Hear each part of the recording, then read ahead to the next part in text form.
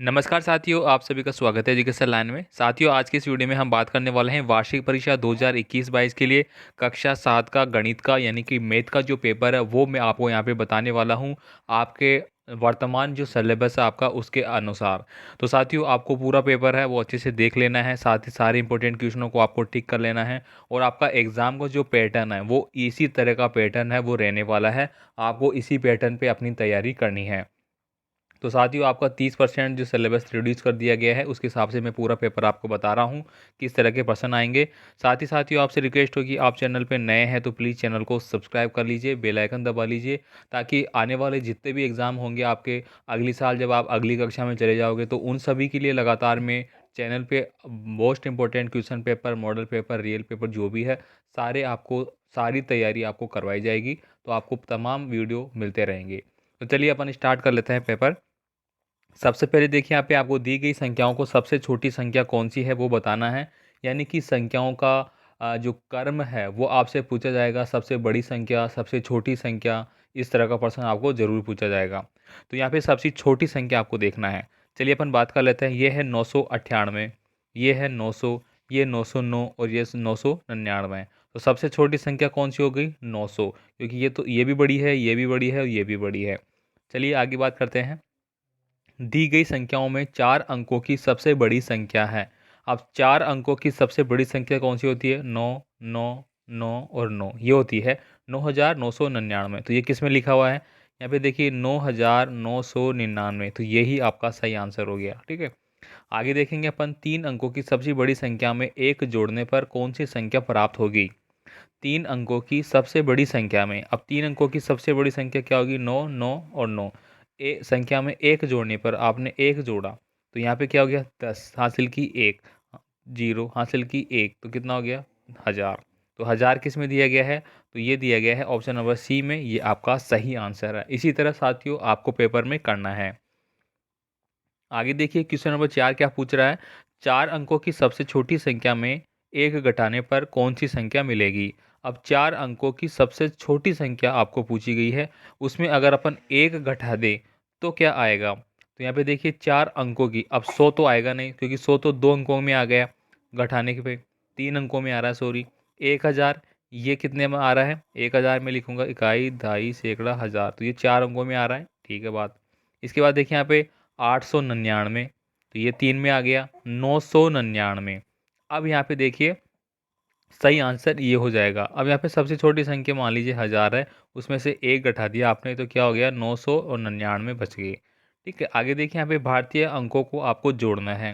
इन अंकों की आपको अच्छे से प्रैक्टिस करनी है साथियों। ये 100%, 100% इस बेस पे आपका प्रश्न आएगा। ठीक है, तो इसको आपको देख लेना है। आगे देखिए, यहाँ पे क्वेश्चन नंबर 6 आपको क्या पूछा जा रहा है? प्रत्येक प्राकृत संख्या अपने ठीक पहले की संख्या से होती है। तो कम होती है, 1 से अधिक होती है, 10 से कम होती है या फिर 10 से अधिक होती है, ये आपको बताना है।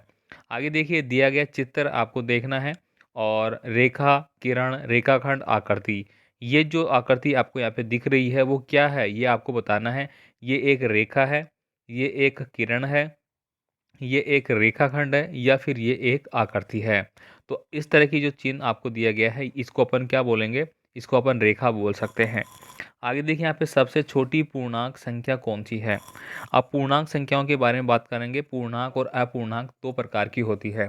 तो यहाँ पे सबसे छोटी पूर्णांक संख्या है वो किसको मानते हैं अपन?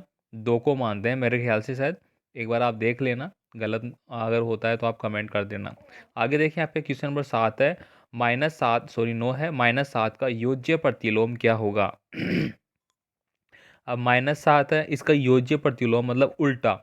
ठीक है, तो उल्टा क्या हो जाएगा इसका? +7 हो जाएगा। ठीक है, तो यहाँ पे क्या आ जाएगा आपका आंसर? ये वाला एक। इसके बाद देखिए, यहाँ पे अगला है, निम्नलिखित चित्रों में वर्ताकार आकृति है। अब व्रत की आकृति एकदम गोल होगी इस तरह की। ठीक है, इस तरह की होगी। अब यहाँ पे वो ही आपको बताना है। ठीक है, तो यहाँ पे देखिए कौन कौन सा है? एक तो ये है, एक ये है, एक ये है और एक ये है। तो यहाँ पे ये कटा हुआ है। ठीक है, तो यहाँ पे कौन सा आंसर हो जाएगा आपका? अगर ये कटा हुआ है तो ये नहीं होगा, तो सी वाला आपका हो जाएगा। आगे देखेंगे अपन, रिक्त स्थानों की आपको पूर्ति करनी है। तो यहाँ पे देखिए क्या आपको करना पड़ेगा? त्रिभुज में कितने कोण होते हैं? तो त्रिभुज में कितने कोण होते हैं? 3 कोण होते हैं और तीनों का मान कितना होता है? 180 डिग्री का होता है। इसके बाद देखिए यहाँ पे 15 प्लस आपको दिया गया है ब्रैकेट में 8 प्लस 17 बराबर यहाँ पे ये दिया गया है। चलिए अपन इसको हल कर लेते हैं, मैं आपको ज़रा बता देता हूँ। तो इसको हल कैसे करेंगे? इसको सबसे पहले आपको क्या हल करना पड़ेगा? ब्रैकेट को।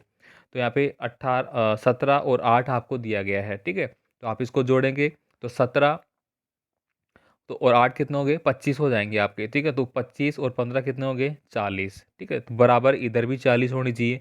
अब इधर 17 तो है ऑलरेडी, 8 भी है, ठीक है? तो 17 और 8 कितने हो गए? 25 हो गए ना।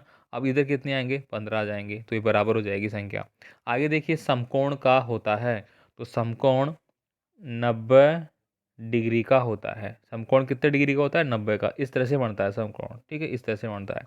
आगे देखिए आयत के क्षेत्रफल का सूत्र आपको लिखना है। तो आयत का क्षेत्रफल क्या होता है? लंबाई गुणा चौड़ाई, ठीक है? इसके बाद देखिए यहाँ पे 7 की पावर 2 में आधार है, तो आधार पूछा गया है यहाँ पे, ठीक है? तो आधार अगर समान हो तो घातें जुड़ जाती है, इसने हम पढ़ोगे तो यहाँ पे आधार क्या है? 7 है, ठीक है? नीचे जो है वही आधार बोला जाता है और ये कितना है? 7 है। अगर इस तरह की संख्या आपको दी गई है और इसका मान आपको याद करा ले तो इसका मतलब क्या है कि 7 को 7 से गुणा करना है, ऊपर 2 लगा हुआ है तो 7 7 तो कितना हो गया? 49। अगर 7 के ऊपर 3 लग रहा है, मान लीजिए इस तरह से 7 के ऊपर 3 लग रहा है, इसका मतलब क्या हो गया? 7 गुणा 7 गुणा 7, 3 बार गुणा करना है। आगे देखिए यहाँ पे अगला क्वेश्चन कौन सा है आपका? ये वाला 16 नंबर का क्वेश्चन है। ये देखेंगे अपन, यहाँ पे दिया गया है आपको 5000, फिर 2000, फिर 1000। ये क्या है? छोटा है 10,000 से। ये जो इस तरह का जो होता है ना, इस तरह का मान लीजिए, तो जिस तरफ ये मुंह खुला हुआ रहता है वो इस, अगर इस तरह कोई भी संख्या है तो वो इस संख्या से, इधर की संख्या से क्या है? बड़ी है। जिधर मुंह खुला हुआ है वो संख्या बड़ी को रिप्रेजेंट करता है। और इस जो चोंच वाला इलाका है, चोंच वाले जो डायरेक्शन है वो किसको करता है? छोटी को, ठीक है? इस बात को आप अच्छे से समझ ली। तो चलिए अपन इसको कर लेते हैं। 5000 और 2000 9000 हो गए और 1000 ये, तो कितने हो गए? 10,000, ठीक है? तो 10,000 और फिर इधर भी 10,000 है, तो ये गलत हो गया ना। यहाँ पे बराबर का चिन्ह आना चाहिए, इधर भी 10,000 है, इधर भी 10,000 है, तो ये बात गलत है, ठीक है? इसको आप गलत करेंगे। इसके बाद देखिए यहाँ पे 3/4 की तुल्य भिन्न 12/4 है, सॉरी 12/16 है, तो क्या सही है? तो चलिए देखते हैं। 4 4 से काटेंगे, 4 तिया 12 और 4 चौक 16, तो बिल्कुल सही है भाई, क्योंकि अपन ने काट के देखा तो यही आ रहा है और यही इधर पूछा है। आगे देखिए यहाँ पे 26 62 में 4 का स्थानीय मान 400 है, तो ये बात बिल्कुल सही है। यहाँ पे देखिए 2 4 6 और 0, तो इकाई दहाई और सैकड़ा, सैकड़ा में 4 जीरो आते हैं ना, 400, तो यही पूछा गया है यहाँ पे, तो ये बात सही है। इसके बाद देखिए यहाँ पे दो विमेय संख्याओं का योग हमेशा, यहाँ पे देखिए सत्य सत्य पूछ रहे हैं आपको, दो विमेय संख्याओं का योग हमेशा सम संख्या होता है, इसको बताना है आपको, तो ये असत्य हो गया। प्राकृत संख्या 1 से शुरू होकर अनंत तक होती है, तो साथियों आपको बता दूं कि प्राकृत संख्याएं 1 से लेके और 9 तक होती है और पूर्ण प्राकृत संख्याएं 0 से लेके 9 तक होती है, तो ये बात गलत हो जाती है। इसके बाद देखें सबसे छोटी अभाज्य संख्या 2 है, तो बिल्कुल सही बात है, सबसे छोटी अभाज्य संख्या 2 को ही माना जाता है। यहाँ पे देखिए आपको इनको हल करना है। चलिए मैं आपको इनको हल करके बता देता हूँ, आपको भी किस तरह से करना पड़ेगा परीक्षा में।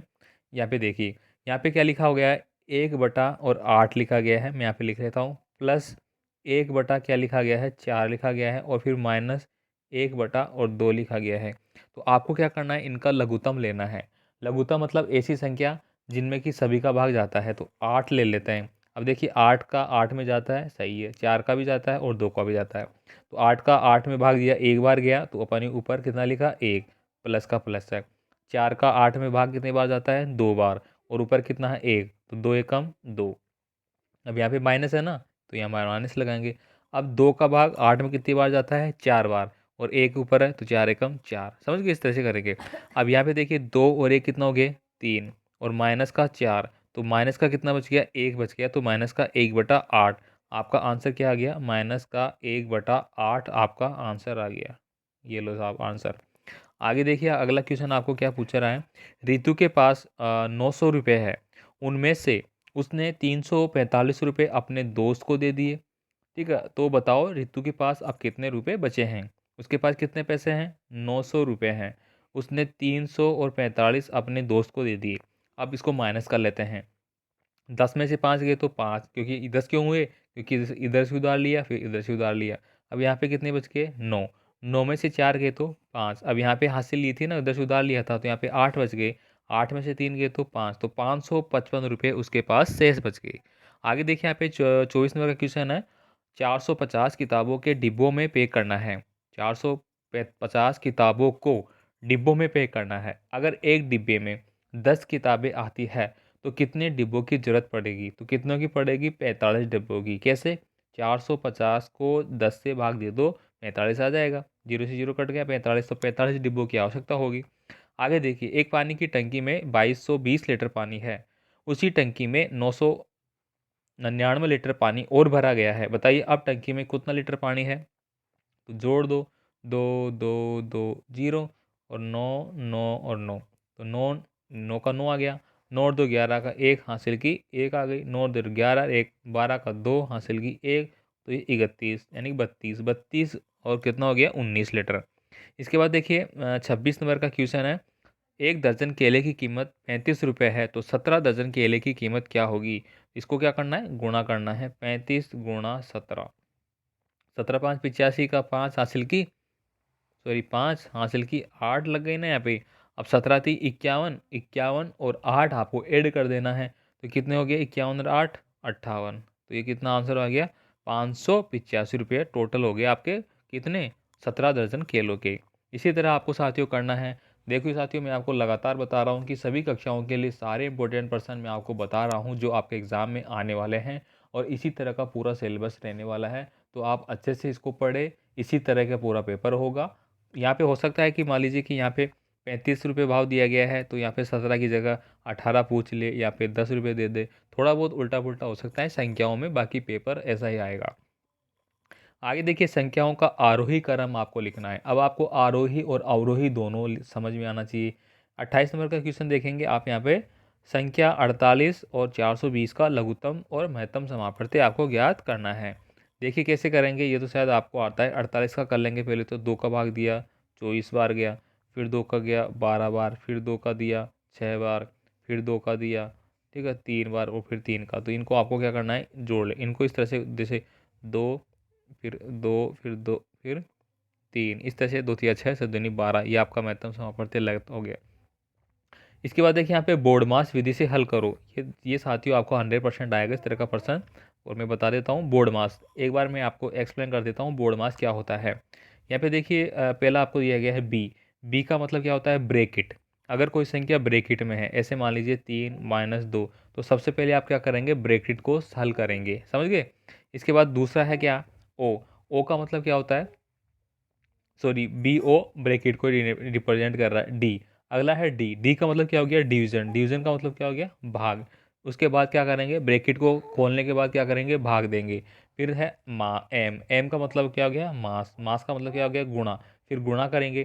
फिर ए। ए का मतलब क्या हो गया, एड। एड मतलब जोड़ करेंगे। और लास्ट में माइनस करेंगे, ठीक है। चलिए अपन कर लेते हैं अब इसको, यहाँ पे हल कर लेते हैं अपन। चलिए इसको, अपन ने अभी बात की बोर्ड मास नियम की। तो सबसे पहले क्या करेंगे अपन, ब्रैकेट। ब्रैकेट नहीं है तो भाग। तो यहाँ पे देखिए ये वाला भाग वाला दे रखा है आपको, ये वाला। तो इसको काटेंगे अपन, कैसे काटेंगे इसको, दो भाग वाला है ना, तो ऊपर भाग जाएगा इसका, ठीक है। तो इसको भाग दे लेंगे अपन।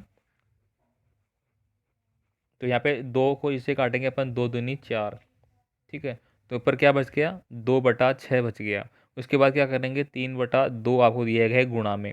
तो 2 से 2 कट गया, 3 एकम 3, 3 दूनी 6, तो 1/2 बच गया।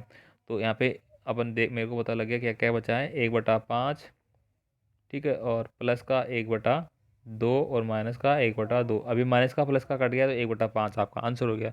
इस तरह से साथियों आपको पूरा पेपर करना है। तो ये मैंने कक्षा 6 के लिए, 6 के लिए, 7 के लिए भूल गए यार, कक्षा 7 के लिए वार्षिक परीक्षा का गणित का जो सैंपल पेपर है, वो मैंने आपको अच्छी तरह से बता दिया है, ठीक है। आपको समझ में आ गया होगा। तो आप और भी सब्जेक्ट के लिए मुझे कमेंट कर सकते हैं, वो भी मैं आपको बता दूंगा। बाकी मैं आपको इसके बाद विज्ञान का, अंग्रेजी का, सामाजिक विज्ञान का सारे पेपर आपको बता दूंगा, ठीक है। धन्यवाद।